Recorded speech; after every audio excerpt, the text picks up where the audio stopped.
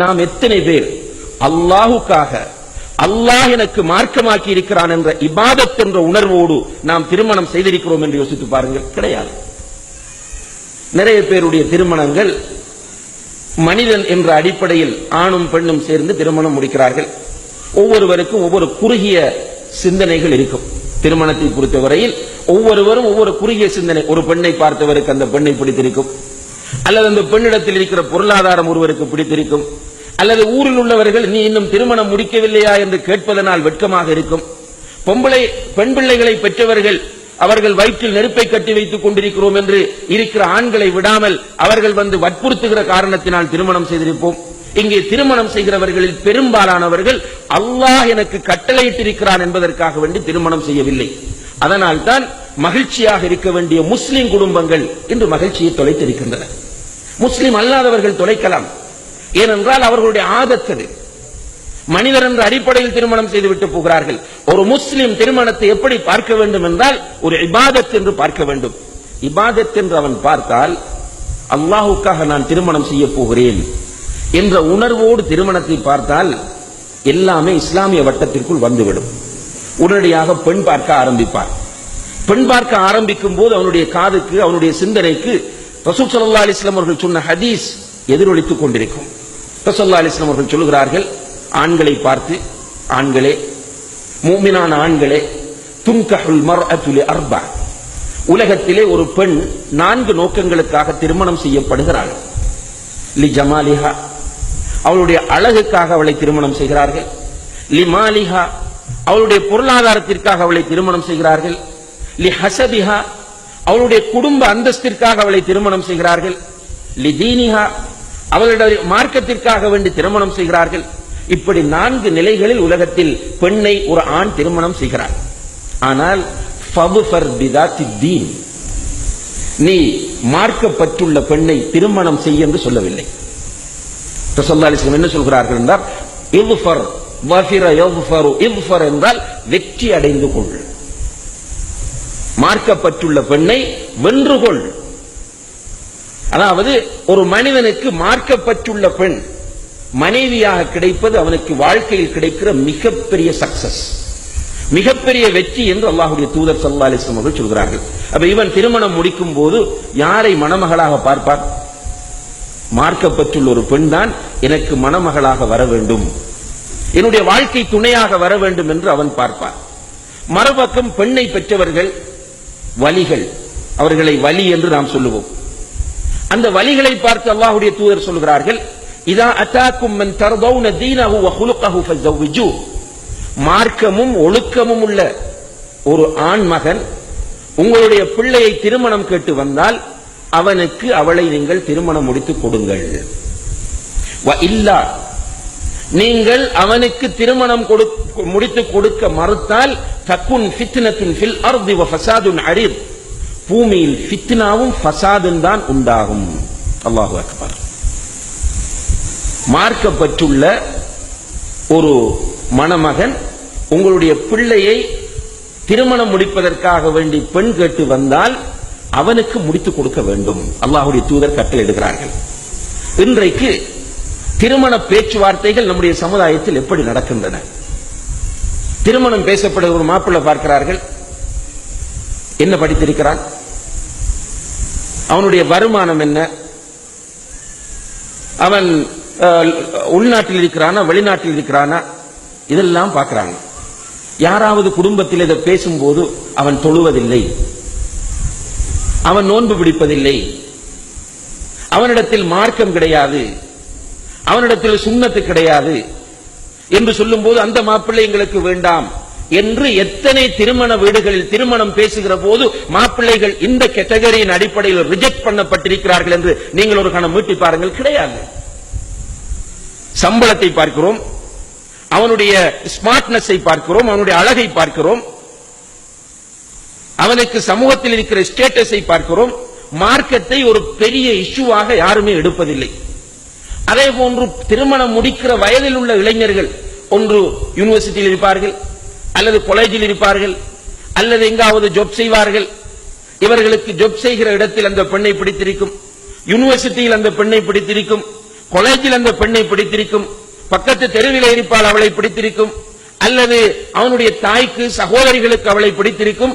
இதற்காக திருமணம் செய்வார்களே தவிர அவளிடம் மார்க்கம் இருக்கிறதா, அவளுடைய அகீதா எப்படிப்பட்டது, அவள் இபாதத்தில் எப்படி இருக்கிறாள், அல்லாஹ்வுடைய தூதருடைய சுன்னாவை பின்பற்றுவதில் அந்த பெண்மணி எப்படி இருக்கிறாள் என்று பார்த்து திருமணம் நடக்கிறதா என்று கேட்டால் இல்லை. திருமணங்கள் வெறுமனே சடவாதத்தின் அடிப்படையில் மேற்கொள்ளப்படுகிற போது அந்த குடும்பத்தில் மகிழ்ச்சி வருவதற்கான வாய்ப்புகள் மிக குறைவு. ஏனென்றால் அன்புள்ள சகோதர சகோதரிகளே, ஆண்களும் பெண்களும் இயல்பில் வித்தியாசமானவர்கள். ஒரு ஜான் கிரே என்று சொல்லக்கூடிய ஒரு ஆங்கில எழுத்தாளர் ஒரு புத்தகம் எழுதியிருக்கிறார். The men are from Mars, the women are from Venus என்று. அதாவது ஆண்கள் செவ்வாய் என்ற கிரகத்திலிருந்து வந்தவர்கள், பெண்கள் சுக்கிரன் என்ற கிரகத்திலிருந்து வந்தவர்கள். இரண்டு பேரும் இரண்டு வெவ்வேறு கிரகங்களிலிருந்து வந்தவர்கள் என்று ஒரு முஸ்லிம் அல்லாதவர் எழுதி ரெண்டு பேருடைய இயல்புகளும் வித்தியாசமானவை என்று சொல்கிறார். நிச்சயமாக ரெண்டு பேருடைய இயல்புகளும் வித்தியாசமானவைதான். அல்லாஹு தஆலா அந்த வித்தியாசத்தை குர்ஆனில் சொல்கிறார். நபிகள் நாயகம் ஸல்லல்லாஹு அலைஹி வஸல்லம் அவர்களும் அந்த வித்தியாசத்தை சொல்கிறார்கள். இந்த வித்தியாசத்தோடு இருக்கிற இந்த கணவனும் மனைவியும் சந்தோஷமாக மகிழ்ச்சியாக வாழ வேண்டும் என்றால் இரண்டு பேருக்கும் இடையில் அவ்வப்போது ஏற்படுகிற பிரச்சனைகளை தீர்ப்பதற்கான ஒரு அடிப்படை அவர்களிடம் இருக்க வேண்டும். அந்த அடிப்படை இல்லாத போது இவன் ஒரு பக்கம் இழுப்பான், அவள் ஒரு பக்கம் இழுப்பாள், கடைசியில இரண்டு பேருக்கும் இடையில் முருகல் நிலை ஏற்படும். அப்ப இந்த மார்க்கம் என்கின்ற அடிப்படை அவர்களிடம் வந்து விடுமாக இருந்தால் பிரச்சனை வரும். பிரச்சனை வராமல் ஒரு குடும்பம் இருக்கிறது என்றால் ஒன்று அந்த பெண் ஊமையாக இருக்க வேண்டும், அல்லது இந்த கணவன் குருடாக இருக்க வேண்டும், அல்லது இரண்டு பேரும் செவிடாக இருக்க வேண்டும், ஏதோ ஒரு கோளாறு இருக்க வேண்டும். பிரச்சனை வரும்.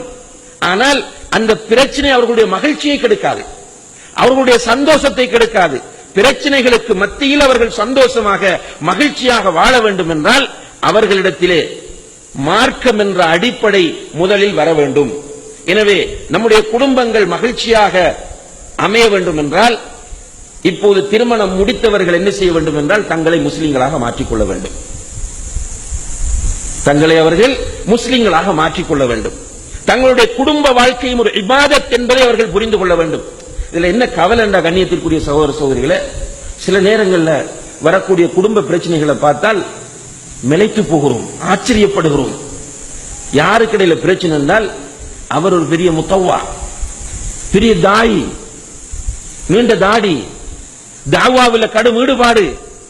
அந்த பெண்ணை பார்த்தா ஃபுல்லா தன்னை மறைத்திருக்கிறாள், கைக்கு கிளவுஸ் போட்டிருக்கிறாள், ஒரு பயான் மிஸ் பண்றல்ல, சுன்னாவை ஹயாத்தாக்குவதற்காக வேண்டி களத்திலே உயிரை கொடுத்துக் கொண்டிருக்கிறார். ஆனா வீட்டுக்குள்ள பார்த்தால் இரண்டு பேருமே எதிரும் புதிரும், கீரியும் பாம்பும். வீட்டுக்குள்ள சந்தோஷமே கிடையாது. நிறைய வந்து கம்ப்ளைண்ட் பண்றாங்க. உங்களோடு சேர்ந்து தாவா செய்கிறார், வீட்டுக்கு வந்தா போலீஸ்காரனாகத்தான் இருக்கிறார், எங்களோடு சந்தோஷமாக பேசுவதில்லை, எங்களுடைய பிரச்சனைகள் என்ன என்று கேட்பதில்லை, எங்களுக்கு நேரம் தருவதில்லை. அதே போன்று மறுபக்கம் என்னுடைய மனைவி எல்லா பயானுக்கும் போகிறார், என்னுடைய மனைவி போகாத பயானே கிடையாது, ஆனால் என்னை மதிப்பதில்லை, எனக்கு தர வேண்டிய கண்ணியத்தை தருவதில்லை. ஆச்சரியமாக இருக்கிறது. அன்புள்ள சகோதர சகோதரிகளே, திருமணம் ஒரு இபாதத் என்பதை புரிந்து கொண்டு அதற்கு ஏற்ப நம்முடைய வாழ்க்கையை நாம் மாற்ற முயற்சி செய்ய வேண்டும். உண்மையிலேயே இந்த உலகத்தில் மகிழ்ச்சியாக சந்தோஷமாக குடும்பம் நடத்தியவர்கள் நபிகள் நாயகம் ஸல்லல்லாஹு அலைஹி வஸல்லம் அவர்கள். இந்த உலகத்தில் மிக மகிழ்ச்சியான சந்தோஷமான குடும்பம் நடத்தி காட்டியவர் யார் என்று கேட்டால் அது நபிகள் நாயகம் ஸல்லல்லாஹு அலைஹி வஸல்லம் அவர்கள் தான். சும்மா சாதாரணமான விஷயம் அல்ல அவர்கள் நடத்திய குடும்பம். 9 மனைவியரோடு ஒரே நேரத்தில் வாழ்ந்திருக்கிறார்கள். 9 மனைவியரோடு ஒரே நேரத்தில் வாழ்ந்திருக்கிறார்கள், மகிழ்ச்சியாக வாழ்ந்திருக்கிறார்கள். என்ன காரணம்? அதை ஒரு இபாதத்தாக அவர்கள் பார்த்தார்கள். ரசூலுல்லாஹி அலைஹி வஸல்லம் அவர்களை பின்பற்றுகிற நாமும் நம்முடைய குடும்ப வாழ்க்கையில் அவர்களை முன்மாதிரியாக கொள்ள வேண்டும். அவர்களை முன்மாதிரியாக கொண்டோமாக இருந்தால் இதுக்கு பிறகு மகிழ்ச்சியாக இருக்கலாம். சிலர் அன்புள்ள சகோதர சகோதரிகளே, குடும்பம் என்று சொன்னா ஒரு 50-60 பிறகு அவர்கள் ஃபுல் விரக்தி. இது பிள்ளைகளுக்காகத்தான் வாழ்றோம் என்று சொல்றாங்க. நம்ம வாழ்ந்து முடிஞ்சு ரசூலுல்லாஹி அலைஹி வஸல்லம் மௌத்தாகும் வரைக்கும் வாழ்ந்தாங்க. குடும்ப வாழ்க்கையில் அவர்கள் என்ஜாய் பண்ணும் போது அவர்களுக்கு வயது 55-56 தாண்டி விட்டது. மதீனாவுக்கு ஹிஜ்ரத் வந்த பிறகுதான் ஆயிஷா ரலியல்லாஹு அன்ஹா அவர்களை அவர்கள் திருமணம் முடிக்கிறார்கள். மதீனாவுக்கு ஹிஜ்ரத் வந்த நேரம் அவர்களுக்கு எத்தனை வயது? 53 வயது. ரசூலுல்லாஹி அலைஹி வஸல்லம் அவர்கள் என்ஜாய் பண்ணியது 50க்கு பிறகு. அப்ப நாம் விரக்தி அடைய தேவையில்லை. இதுக்கு பிறகு என்ன செய்ய வாழ்ந்து வாழ்க்கைக்கு என்ன அர்த்தம்? பிள்ளைகளை படிப்பிக்கணும், பிள்ளைகளுக்கு வீடு கட்டணும், பிள்ளைகளுடைய எதிர்காலத்தை பார்க்க வேண்டும் என்று தங்களையே அழித்துக் கொள்ளக்கூடிய நிறைய பேர் நாம் பார்க்கிறோம். இல்ல சகோதரர்களே, நாம் கடைசி வரைக்கும் குடும்ப வாழ்க்கையில் மகிழ்ச்சியாக இருக்க வேண்டும், இருக்கலாம். என்ன செய்ய வேண்டும் என்றால் ரசூல் ஸல்லல்லாஹு அலைஹி வஸல்லம் அவர்களுடைய சுன்னாவை குடும்பத்தில் நிலைநாட்ட வேண்டும். ரசூலுல்லாஹி அலைஹி வஸல்லம் அவர்களுடைய சுன்னாவை குடும்பத்தில் நிலைநாட்டினால் மகிழ்ச்சியாக இருக்கலாம். ரசூலுல்லாஹி அலைஹி வஸல்லம் அவர்கள் சில விஷயங்களை நமக்கு கடமையாக்குகிறார்கள். ஆண்களை பார்த்து சொல்றாங்க, நீங்க சில கடமைகளை உங்களுடைய மனைவிக்கு செய்ய வேண்டும். ஒரு கணவன் மனைவிக்கு செய்ய வேண்டிய கடமைகள் என்ன என்று கேட்டால் பதில் சொல்ல முடியுமா? நிறைய சுன்னா பேசுறோம், நிறைய தாவா பேசுறோம், நிறைய மார்க்கத்தில் ஈடுபாடு இருக்கிறது என்று சொல்கிறோம். நம்மை ஒருவர் அழைத்து ஒரு கணவன் மனைவிக்கு செய்ய வேண்டிய கடமைகள் என்ன பட்டியலிடுங்க. எத்தனை வருஷம் கல்யாணம் முடிச்சு